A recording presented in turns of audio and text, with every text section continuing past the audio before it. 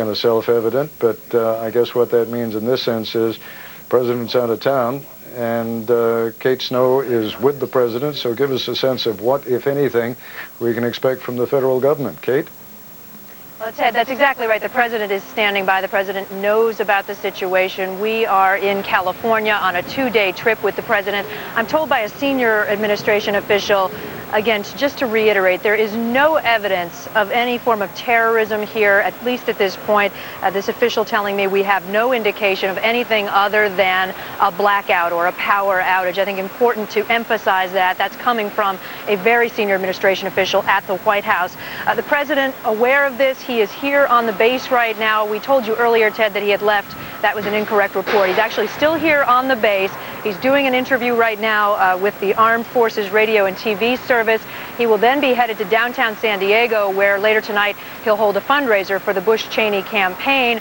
No word at this point of any change to that plan. The president, of course, was here a couple of hours ago giving a speech on this base. The Miramar Marine Corps Air Station is where I am. He gave a speech to U.S. troops here, to soldiers and to sailors, talking about the war in Iraq. At that point, Ted, the power outage hadn't happened yet. After that point, we're told he was made aware of the situation and is being kept abreast. All right, let me just use this occasion while I've got you, Kate. He actually made the announcement about the arrest of a fairly major terrorist, and again, even as I say the word terrorist, I want to be sure that people understand. No evidence whatsoever. Nobody believes that what is happening with this major power outage across the Northeast has anything to do with terrorism. But while we have you, Kate, and while you're standing in front of that jet with the open canopy, tell us what the president announced, would you? The president announced, and actually his spokesman came to the back of Air Force One while we were en route to California this morning to announce the capture of someone very important to the al-Qaeda structure, a man who they describe as one of the world's most lethal terrorists. That's the words that the president used in his speech here today as well. We're talking about a man named Ridwan bin, forgive my pronunciation, Isamuddin Hambali. He's known as Hambali. This man, they say, was the operational chief of Jamaat Islamiyah, which is a group operating in Southeast Asia. Part of the al-Qaeda operation. They say he has been linked to many terrorist acts. He and the group, Jamaat Islamiyah, has been linked to the Bali nightclub bombing, you might remember, last year. Also, just a short time ago, the bombing of the JW Marriott. He is considered the lead suspect in that case. And Ted, just one other bit of information that the White House put out about this, which is quite crucial. They said that they have information from a senior al-Qaeda detainee and from other sources that this gentleman, who is now in U.S. custody, had been trying to recruit other hijackers after 9/11 to potentially attack U.S. targets, and also that he had received a large sum of money earlier this year from an al-Qaeda leader in Pakistan in order to carry out a major attack. No word on... are on site with us. Major commissioners are also on site. And this was activated at approximately 4:20 this afternoon. Are you able to communicate with everybody? Are you having any cell phone problems? We are communicating very well, both with each other. We do have a priority cell phone service. That's something that was instituted right after 9/11. We have cell phones that are able to prioritize so that city officials can talk to city officials in the event of this type of emergency when the cell phone system does get overloaded. Our radio systems are up and running, and that's the way we're working right now. And as I talk to you, 5:44 in the afternoon, no crisis situations, no emergencies that are critical that you cannot respond to? Not at this point. The emergency services are holding their own. Of course, traffic is going to be an issue. If people need to leave the city, they should leave the city. Maybe not right now. Maybe they should wait a couple hours before they should leave the city.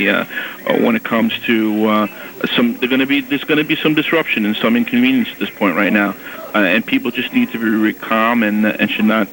Again, I'm going to stress one more time not to call 911 unless it's an emergency, and also stress to them that we're working very quickly with the Con Edison folks to get this the power back up and running as quickly and efficiently as possible.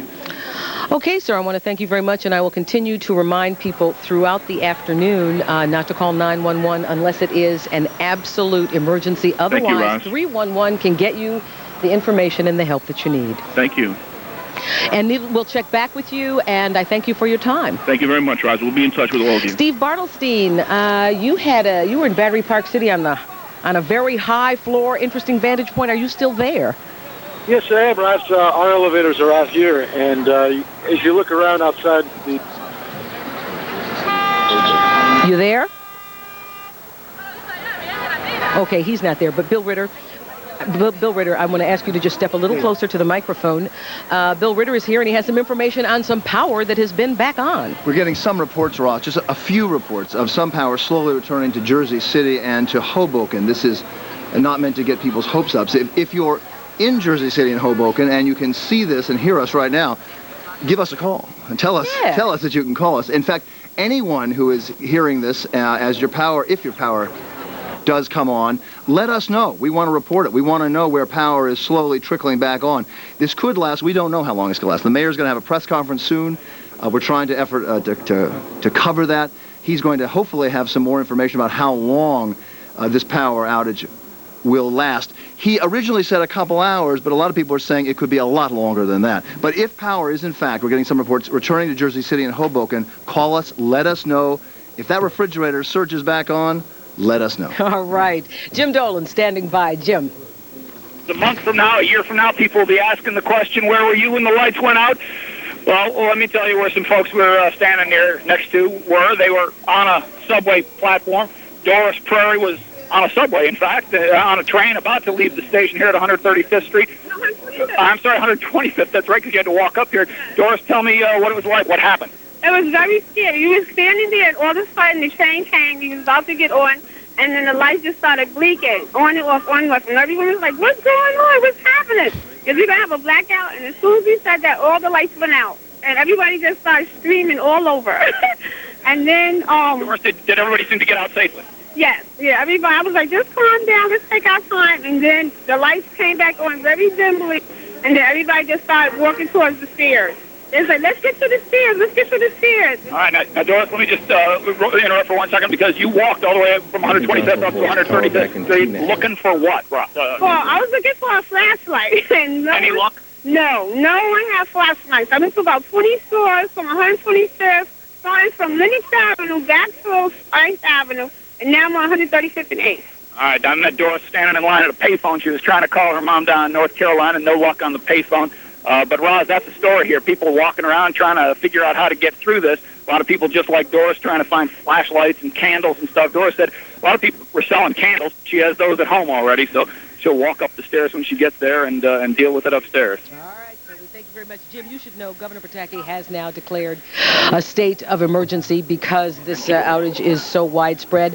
However, in the midst of the outage, we just got word that Teaneck, the power is back on in Teaneck, New Jersey. That comes to us from Anthony Johnson. Bill Ritter said, anybody in New Jersey, if you've got power, we want to know, give us a buzz. I say anybody anywhere when the lights come back on, ring us up because we want to know. State of emergency has been declared. Mayor Bloomberg is going to hold a news conference. We don't know exactly when, but as soon as he goes on the air, we will bring it to you. Mayor Bloomberg was on the radio today asking people to stay calm. The video that's on your screen right now is right outside of our offices at 67th and Columbus. And if you didn't know the power was out, that's kind of like what the streets look like normally on, with people going home and standing outside the kiosks. And you can't see the traffic. Earlier, traffic out on Columbus Avenue was backed up. But I see that bus in the background kind of, moving along. As I said a moment ago, Governor Pataki has declared a state of emergency for New York State. Jim? Yes, You're still there. Now, that lovely lady that you were talking to, is there anybody else who can give us some insight on what it was like, when the power dipped? Well, let me find out. There's a whole bunch of young ladies standing around here. Who was inside when all this happened? Anybody inside? Come here. I'll go over here 1 second. What's your name? Dominique. Dominique, tell me where you were and what it was like when the lights went out. I was in my house just watching television, and the lights just went off. I thought it was, I had a lot of electricity on until I heard someone screaming. Oh, the lights was out. It was a blackout. And then at first I was flicking with the light box, and then I just stopped and told my grandma the lights was out. Yeah, and now when you came downstairs, let me tell you, a lot of people, the first question on their minds when they found out how big this was that maybe this was terrorism. Were a lot of people talking about that in the beginning? Yeah, everybody was screaming in the building that this wasn't blackout, it was a terrorist attack. And when you found out that that's not the case, what they're saying now is that it was not terrorism, definitely a power outage at an upstate power facility, people seem to relax a little bit after that, didn't they? Yes. All right, thanks very much. Everybody's keeping a good attitude about it. You know, you were complaining that the power wasn't on fully at the station and that the viewers had to look at your face all the time. I haven't heard any complaints about that at all today, Roz, I have to tell you. Jim, you are the best, I tell you. A moment ago, we talked about a small fire on 14th Street. There was black smoke coming from a power station on East 14th. We are told now that is a natural thing in a situation like this. No damage was done to the Con Ed facility located there. The FAA grounding all planes at all area airports. If they're coming in, they can land safely, but none are taking off.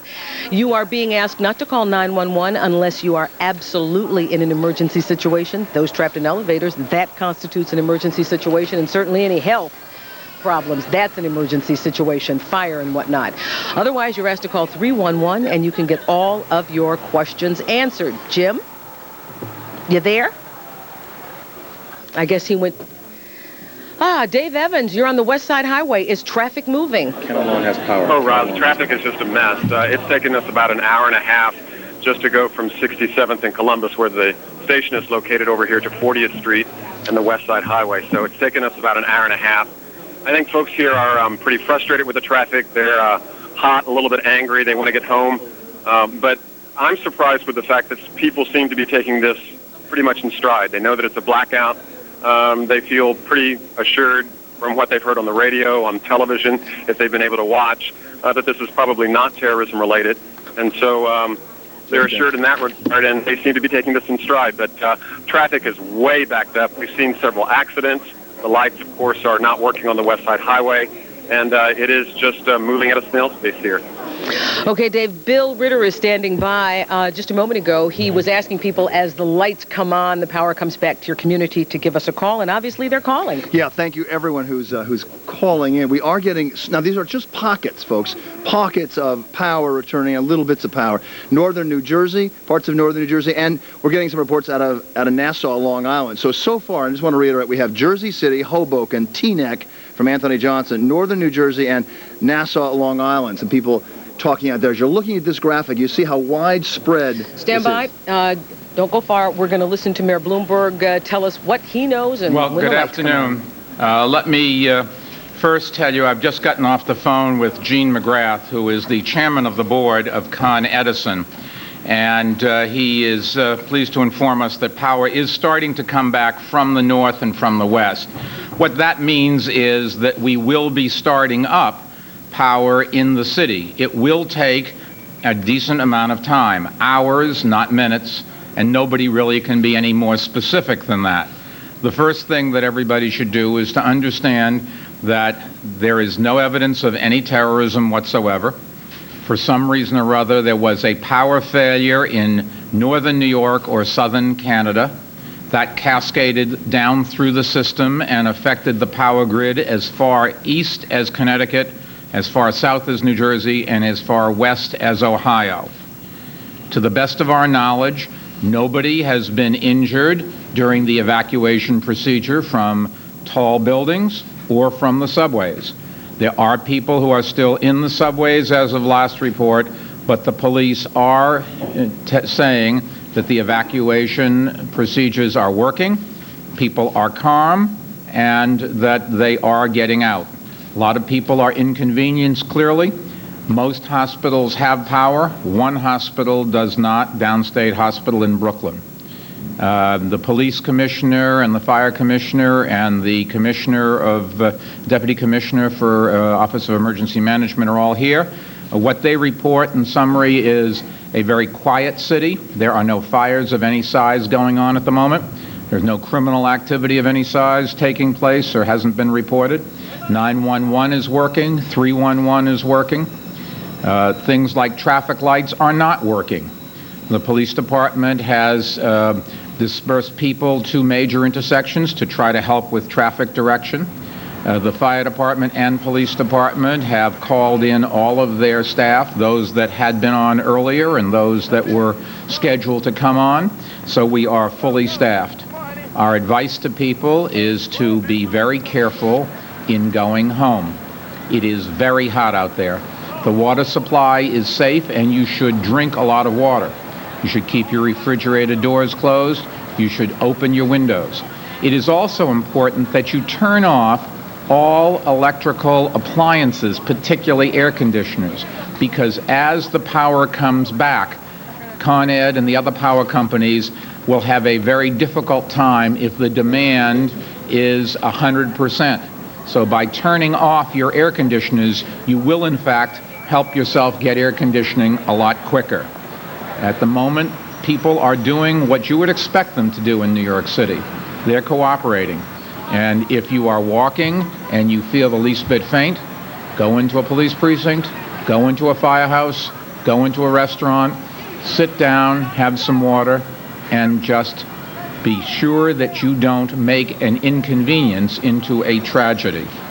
At the moment, I've talked, so you should know that I've talked to Andy Card, who is the President's Chief of Staff, and to Governor Pataki. Both have offered aid, but there's nothing at the moment that we think they can provide us with. We believe that our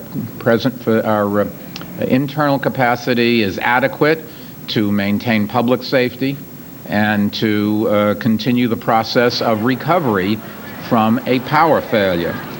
We've talked to the MTA. As I said, I've talked to Con Ed.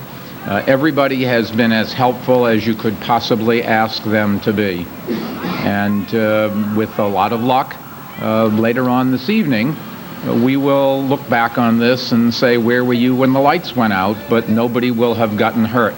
I think it's a fair statement to say that for most events that were planned tonight, the power will probably not be back in time, and I would assume that most people would cancel any events that they had planned.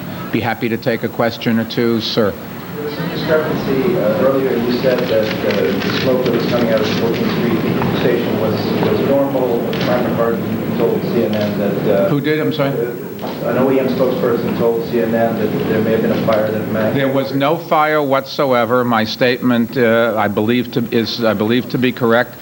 Gene McGrath, the chairman of the board of Con Ed, assures me that that smoke is what should happen when the boilers are turned off at Con Ed. What happens is Con Ed has to turn off their generating facilities when they don't get outside power. They can only generate power in the same order of magnitude as they are receiving from outside. When they get none from outside, there's no place for the power to go.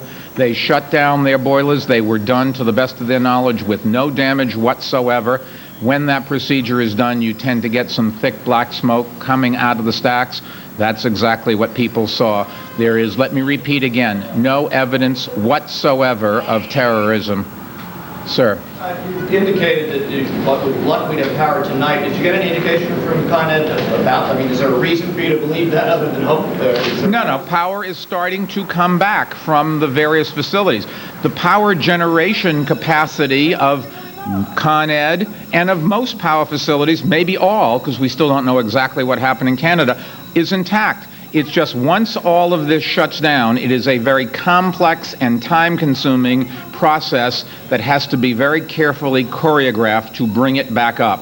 That is starting to take place. It is very encouraging, but I don't want anybody to think that the power is going to be back for everybody in the next hour. It is not going to be. But sometime over the next few hours, in a sporadic way, people will start to have the lights go back on, and it would be very helpful if people kept the lights off. Yes, miss? Will the city have to be deploying lights in any major intersections? We have the Office of Emergency Management has started to do that.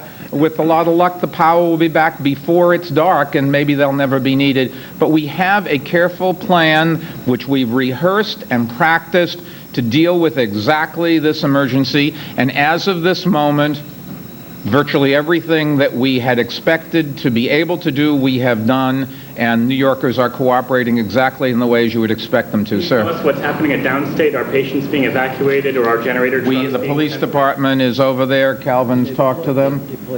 They've deployed a generator over there. They should be up, and I think there's no, as far as we know, nobody's life has been endangered, sir. So at this point, there's no need or no plan to call it the National Guard for any extra... There is no need and no plan to call it the National Guard. The governor certainly volunteered to do anything that we asked for, but there is no need. The New York City Police Department can certainly maintain order, and when you see all of New Yorkers on the street cooperating, it's probably in some senses an easier job for the police department and for the fire department. Everybody cooperates and everybody is careful, sir. Is the NYPD taking steps to prevent looting at this point or tonight? The NYPD has people at most major intersections, and I don't think that this is a city in this day and age where that's a real risk, but you may rest assured that the entire NYPD is out protecting the people of this city, sir. Mr. Mayor, do you know how many people are still in the subways or in elevators? We don't know. The MTA thinks that there's not that many. There are some trains under the river. They are getting them out one by one, and with every moment that passes, there are fewer and fewer. At the moment, it would appear that nobody's life is in jeopardy. I'm sure as people come out, they'll say they were worried, that it was hot, that it was inconvenient, that they sweated, that they didn't know what was happening.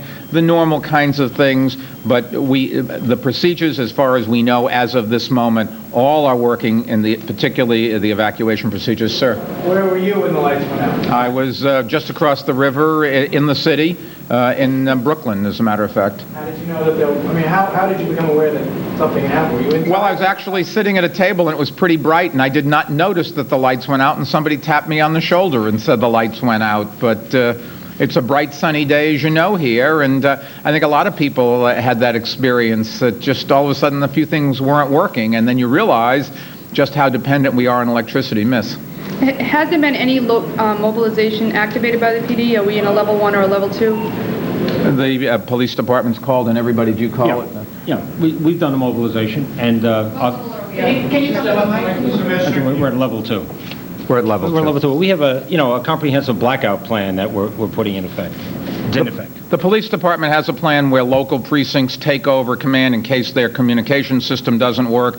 It is another one of those things that we have worked at very carefully. Coordination between police, fire, OEM, Department of Health is here. One of the great risks that we run is that people die because of heat or lack of water, and so that's why the Department of Health and Mental Hygiene is here, sir. Do you have any more indications what the root cause is of the blackout? No, there's at the moment, Con Ed does not know, and we're relying on them and the other power companies for it. There will clearly be an investigation of two things. One, what happened, and two, why did it affect the whole system? Why were the safeguards that were put in the last time it affected the whole system not working? See? Mr. Mayor, just asking you to put on your engineer's cap here for a second. Has Con Ed isolated itself from the grid, do you know, or is the whole grid? Well, what you do is you make sure that you don't get a surge, and then you slowly, as it comes in, you match it, and then make sure the power goes to one location at a time. You don't want to generate power to every place. You wouldn't have enough power as the generators spool up to do that, and you would just cause your circuit breakers to kick right out, which is not what you want, sir. Sir, I just want to get more of your personal observations. Have you noted how people were orderly walking across the bridge, and what you noticed returning to City Hall? There's nobody that's a bigger fan of New Yorkers than I am, and I think you're seeing the very best of the best. When the going gets tough, New Yorkers pull together. They are very proud people. They are people who understand that we live in a very complex world together. Tragically, we had experience of dealing with adversity back on 9/11, but New Yorkers every day cooperate. There is a phenomenally low crime rate in this city. One of the things that got canceled today was I was going to meet the young lady who tragically was assaulted by a deranged person when she was here. She's back in the city and loves the city, and we were going to get together. I talked to her earlier on the phone. I think it's one of those things we're not going to be able to do. Her experience in New York City is very different than most of ours. Sir. asked this earlier in the press conference. Do you have an accounting of the people that perhaps are stuck in elevators? How much of the priority is that for you? The fire department has been to every building, and we're double checking. We think that all of the evacuation procedures in all the big buildings work. A lot of people probably walk down a lot of stairs, and it's very tiring when you do, but I'm trying to get everybody. The agencies mobilized other than fire and police? Sure. OEM has a whole list, and every agency coordinates. I think some, like Department of Film, Theater, and Television, don't have a lot to do on a day like this, but everybody has been cooperating, and the city has continued to work, and tomorrow we'll be right back up business as usual, sir. Can you say the city will be back to business tomorrow morning? I would expect everything to be back to business tomorrow. You probably will have some traffic lights out of sequence, although maybe we can even get those done.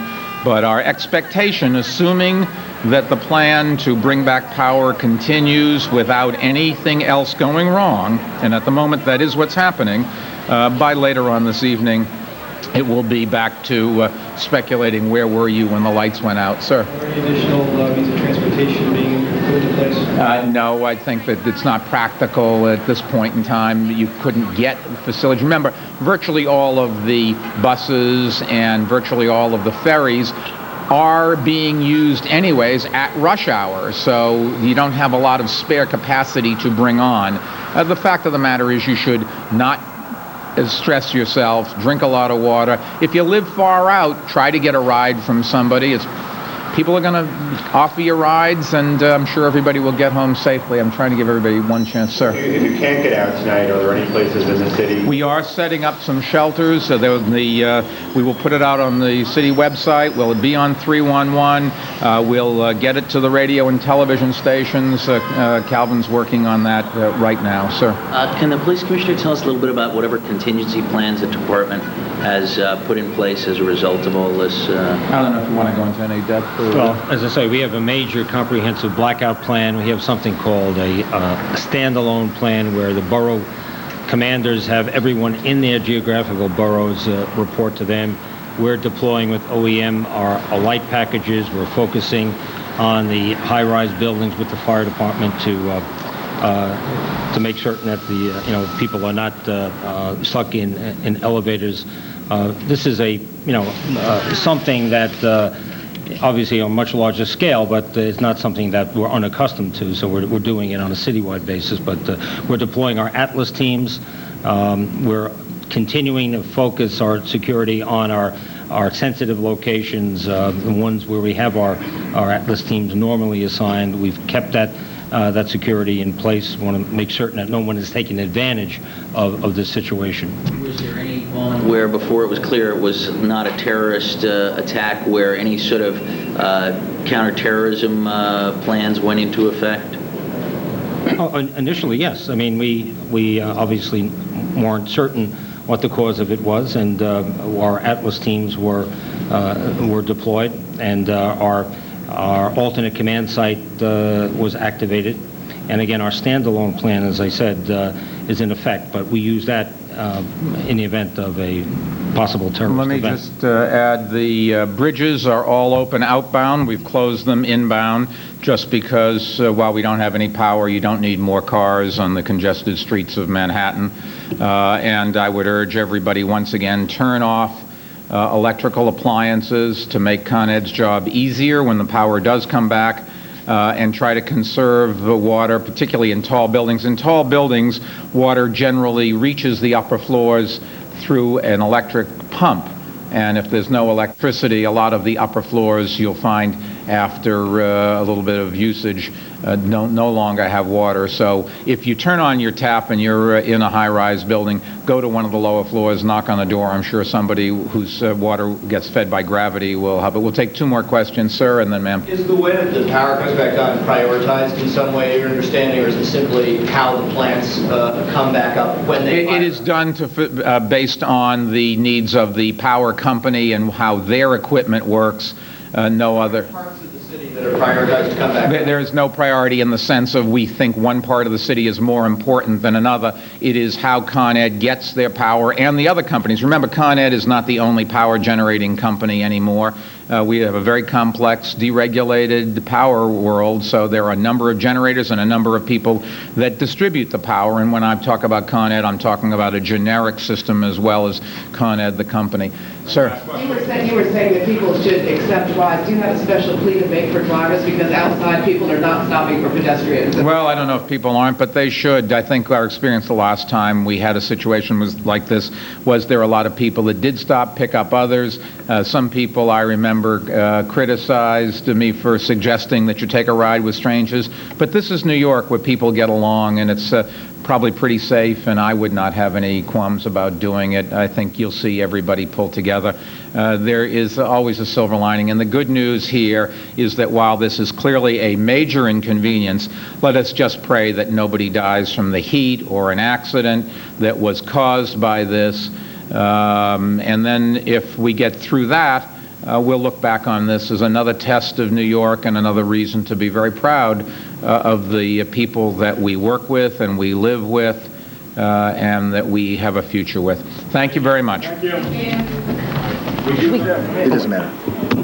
Okay, you've just been listening to a live news conference from Mayor Bloomberg, and of course the good news is the power is coming back on in pockets. I just want to let you know I am joined at the flash cam by Bill Ritter. Bill, thanks for joining. I almost wish that they could get a shot of it because our big studio is simply gone. And those of you who thought we didn't get along, wrong. We make a peach of a pear today, just Sweating like everybody together else. with no air conditioning. We are getting reports of power coming on. Let's summarize, Roz, if you would, some of the things that the mayor said. He, first of all, says he does not know how long the power will remain off. It is slowly coming back on, as we've been reporting in the last hour, in small pockets. We have reports in some parts of New Jersey, some parts in Nassau County and Long Island, mostly New Jersey. We're not hearing anything in Manhattan so far. As you're looking at tape that we have come in, people are being very calm is another one of the mayor's points, which was a huge point he tried to make, and he was very proud of New Yorkers. He said, we are used to pulling together. This is the very best of the best. He's throwing out the cliches, but they seem to apply today. Can I just interject something? Turn off your appliances, turn off your air conditioning, do that now, because when the power comes back out, if everybody's going at full blast, we could end up, falling back down into this black hole again. A big surge. Turn off the air conditioners and other appliances. He also suggested that people go home, as people are doing in this video you're seeing, go home, open your windows, keep your refrigerators shut, because the longer the refrigerators stay shut, it'll keep the cold air trapped in. Hopefully, when the power comes back on, it will, you won't have to throw out too much stuff. The subways you're looking at right now, we are getting reports of not too many problems on the subway. There are, however, the mayor said, some subways stuck under the water. They are not stuck on, on tracks that are under the water. They are not significant numbers of people there. We also don't think there are a lot of people stuck in elevators. You heard the mayor say that the fire department, represented there by the commissioner, Nick Scapetta, has gone into almost every building in the city with an elevator and made sure that no one is trapped in the elevator. And of course, we had a gentleman on from the MTA about an hour ago, and he said there is an emergency evacuation. It is ongoing, and it will not end until everyone has been brought off every train, no matter where it is. A couple of cancellations of note. We know that all Broadway plays, all Broadway shows this evening are canceled. And I think he said the Mets game? The Mets game. Mike Piazza's second game back after, a couple of months, 3 months, I think, almost 3 months, without, as you look at people, live picture, someone just fanning themselves outside our building. In fact, we can see that person from the flash camera. Yes. She can't see us, of course, because her power's out. Those of you who can see us, we would like you to call in, tell us where you are. We're trying to keep abreast of all the pockets of power that are coming back on through the city. That woman fanning herself, opening her window as officials suggest. Jeff Rawson told us a few minutes ago you're going to see a lot of taxis that are parked by the side of the road and they won't have passengers in them. That is because they are out of gas, and gasoline pumps need electricity in order to pump gas. So if you see taxis, it's not that they're tired and don't want to help. They just don't have any gas. Cheryl Fiandaca standing by. Cheryl, where are you and what are you looking at? Well, Ross, I'm on the Upper West Side where we saw plenty of people out in the streets. Everyone is being cooperative. We had a homeless man that's just up the block from our station that was actually directing traffic in the street, helping people get across, moving the traffic along. And what you're seeing here is a woman who is pregnant. She went into labor in the subway. Police officers went down, brought her up, and put her in this car, as you're going to see here, while all of these bystanders looked on. She was in a significant amount of pain, and she was very upset. But they were bringing her right over to the hospital. Other than that, people said she seemed to be in good condition, other than the heat exhaustion. For the most part, we had one bystander who was in the area who was able to explain really what she saw before we actually got there. Interesting point you raised, Cheryl. She was just sitting down, and she's actually in labor right now. So the cops just came and just took her away to the hospital. But she's in a lot of pain. It's just a lot of the exhaustion that everyone's going through right now. And Bill, we also went down to the subway where this woman had just come out of, and these are the pictures that you're looking at here. In that subway where she was, it's extremely hot and very, very dark. She must have been on a train and had come up the platform there. There are police officers down in the subway assisting people, getting them over the tracks and bringing them up, but there's very, very little light. We saw one woman coming out with a cane trying to navigate her way through there. We actually used the camera light to help people find the stairwell, but it's extremely dark, and there's still several hundred people that were on trains when we were just there about 15 minutes ago, still underground, and that's at the West 66th Street station, still waiting to get some help to get out of there. And what was the mood there, Cheryl? For the most part, people were extremely cooperative. They understood that this was an emergency. They were anxious about trying to find a way home because many of them used the subway to get home and didn't realize how they were going to be able to do that if the subway wasn't running. But it was very orderly. There was no chaos. There was no yelling. People were not screaming or anything like that. It seemed to be that people were trying to be cooperative. The city is going to open some shelters in the event that some high-rises are just too hot to sleep in. They can call 311 to get a shelter near them if their apartment is just simply too hot. You're looking right now at a live picture. This guy is just, a good citizen, a good Samaritan, directing traffic because, of course, the signals throughout the city are not working. Marcus Solis is in downtown Brooklyn, where people are not only leaving to get back home, that's also where OEM is located. Marcus, I don't know if you're at OEM or you're just covering the commute home. Bill, we're near OEM, but we are actually at the foot of the Brooklyn Bridge, where thousands of people are making the long walk across as they're trying to get out of the city. It's just an unbelievable amount of people here as they come across the bridge. There are police officers directing traffic. There are court officers here as well.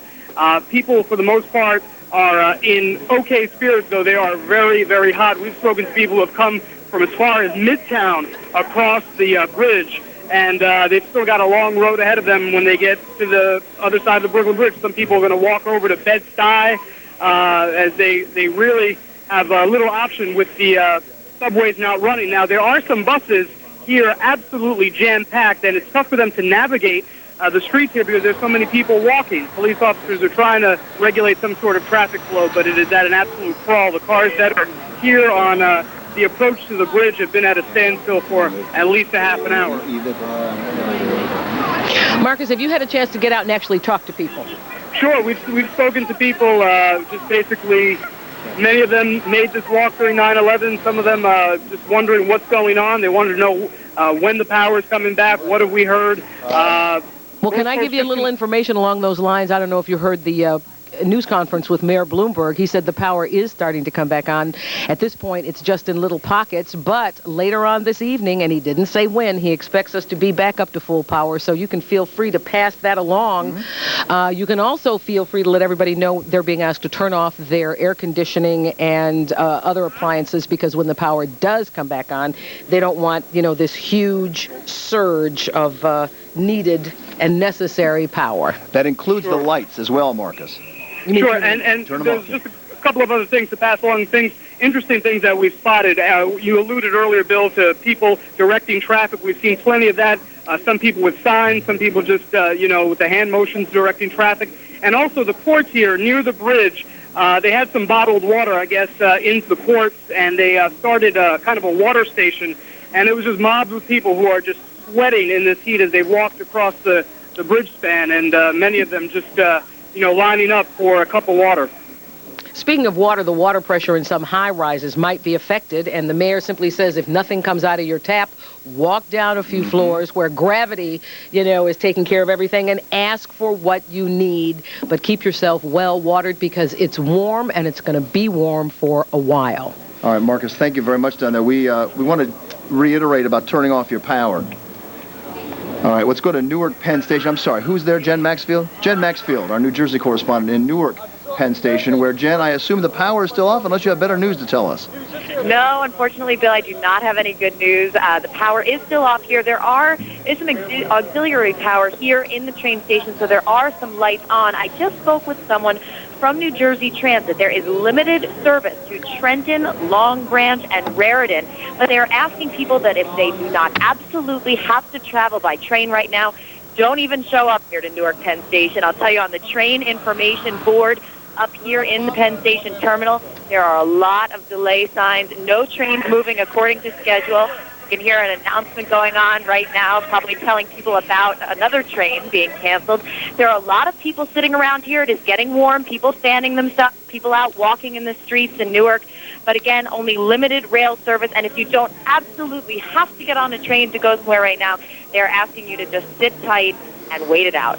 Jill, Ross? Jen, before you go, where is that limited service again? Ross, it's limited service to Trenton, Long Branch, and Raritan. But again, people should not refer to any train schedules that they have because the trains are not running according to schedule. They're running very sporadically to those three locations. Jen, what's the mood like there? How are people reacting?